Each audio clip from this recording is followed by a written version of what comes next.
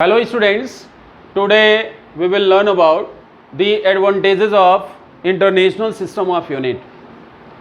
First of all, international system of unit is accepted internationally, means it is an international system of unit. Second one is it is a coherent system of unit. Let us understand about the meaning of coherent system.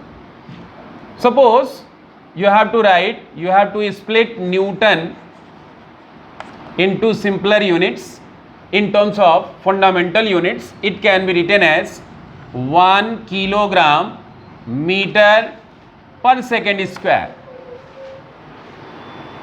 यहां पे हमने Newton को fundamental units के multiplication और division के form में express कर लिया.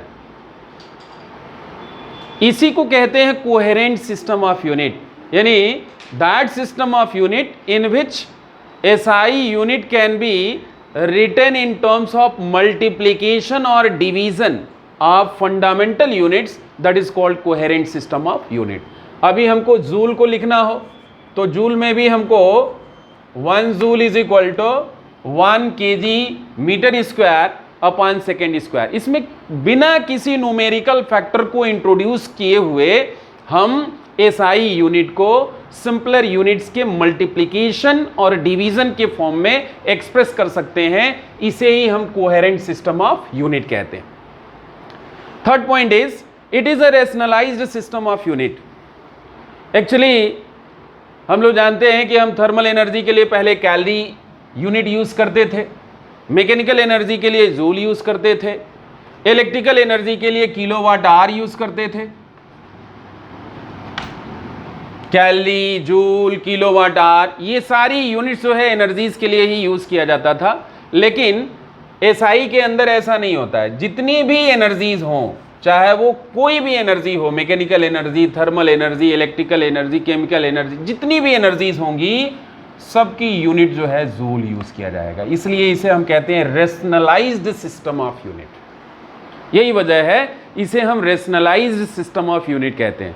अगली प्रॉपर्टी इसकी ये हो सकती है, it is a metric system of unit. What is the meaning of metric system of unit? जैसे एफपीएस सिस्टम में 1 फुट की वैल्यू क्या होती है?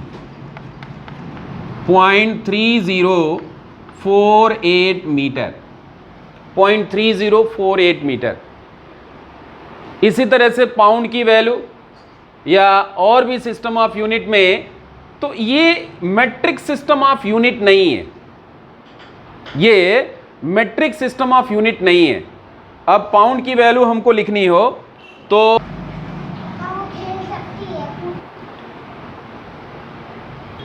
तब से स्टार्ट चल रहा था. ऐसे ही 1 pound is equal to 0.454 kg होता है. अब इसमें हम देख रहे हैं कि इन सिस्टम्स में ये मेट्रिक सिस्टम ऑफ यूनिट नहीं है. हमको metric system of unit use करना है. जैसे हम लोग लिखते हैं 1 metre is equal to 10 to the power 2 centimetre. 1 metre is equal to 10 to the power 3 millimetre. 1 metre is equal to 10 power 6 micrometre. ये मेट्रिक सिस्टम ऑफ यूनिट है. इसको हम मेट्रिक सिस्टम ऑफ यूनिट का मतलब कोई भी एसआई यूनिट सिंपलर यूनिट्स के form में एक्सप्रेस कर सकते हैं. उसमें जो मल्टीपल्स आएंगे वो 10 के पावर में होंगे. 10 का पॉजिटिव पावर भी होगा, 10 का नेगेटिव पावर भी होगा. इसको हम कहते हैं metric system of unit. Metric system of unit को फॉलो करता है. इसको समझने के लिए हम लोगों ने कुछ सब मल्टीपल्स और मल्टीपल्स लिए हुए हैं. यह प्रेफिक्स है. अगर किसी भी यूनिट के पहले डेसी आता है, जैसे डेसी मीटर लिखा हुआ है, तो उसका मल्टीपल पावर ऑफ 10 क्या होगा? डेसी का सिंबल डी होता है, ये 10 to the power -1 होगा. 10 to the power -1 means 1 decimetre is equal to 10 to the power -1 metre लिखेंगे. सेंटी लिखा हुआ है, centimetre 1 centimetre is equal to 10 to the power -2 metre. 1 millimetre small M symbol होगा इसका, 10 power -3 metre. 1 micrometre mu symbol होगा, 10 to the power -6. Micro जहां भी होगा उसका पावर ऑफ 10 जो मल्टीपल यूज करेंगे 10 power -6, 1 nanometre small n 10 to the power -9, 1 picometre 10 to the power -12, 1 femtometre 10 to the power -15, 1 attometre 10 to the power -18, 1 zeptometre that is equal to 10 power -21 meter and 1 yoctometre that is equal to 10 power -24 metre. इसी तरह से कुछ multiples भी हम ले सकते हैं, जैसे decametre, 1 decametre is equal to 10 metre, means 10 का पावर 1 यहाँ पे यूज करेंगे हम।